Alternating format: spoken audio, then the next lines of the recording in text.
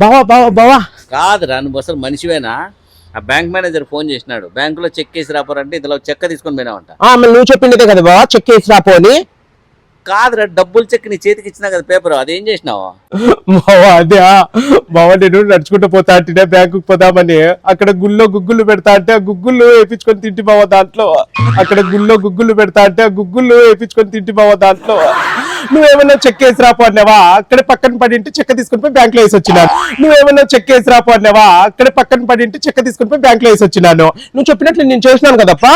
కాదురా, కొద్ది కూడా తెలివి లేకుండా పుట్టినావేంద్ర నువ్వు అసలు. బావా ఆ మాట మాత్రం అనొద్దు నువ్వు, నీకంటే నాకు అర్ధ కేజీ తెలివి ఎక్కువ ఉంది తెలుసా. అర్ధ కేజీ తెలివి ఎక్కువైంది రా, సతాయిస్తాను. అవును మళ్ళా, నీ బరువు ఎంత నా బరువు ఎంత? డే తిక్క నా కొడక, తెలివికి బరువుకు సంబంధం ఏందిరా? ఇష్టానుసారం మాట్లాడతాను. బావా ఎన్ని కేజీలు బావా నువ్వు ఉండేది? 70 కేజీలే, నేను 90 కేజీలు ఉన్నాను. 70 కేజీలు ఉండే వాళ్ళకి 1.5 కేజీనే ఉంటుంది బ్రెయిన్, నాకి 2 కేజీలు ఉంటుంది. అంటే నీకంటే అర్ధ కేజీ ఎక్కువ ఉంది నాకు తెలివి తెలుసా. ఒరే అది మెదడు కాదురా, నీకు ఉండేది 2 కేజీలు మట్టి ఉందిరా, అందుకే ఇట్లా చేసేస్తాను. సారా బయటికి జావు.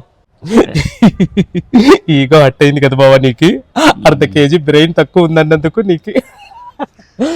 పోరా ఉన్న పోరా, సతాయిస్తాను. అర్ధ కేజీ బరువు బ్రెయిన్ తక్కువ ఉందంట నాకు. తిక్క నా కొడుకు ఈడాడా బ్రెయిన్ తక్కువ ఉందంటే, బ్రెయిన్ తక్కువ ఉంది. ఆ బ్రెయిన్ పనిచేసే బ్రెయిన్ ఉంటే చాలు కదా, మనకి 2 కేజీలు ఉన్నా పని చేస్తావులా.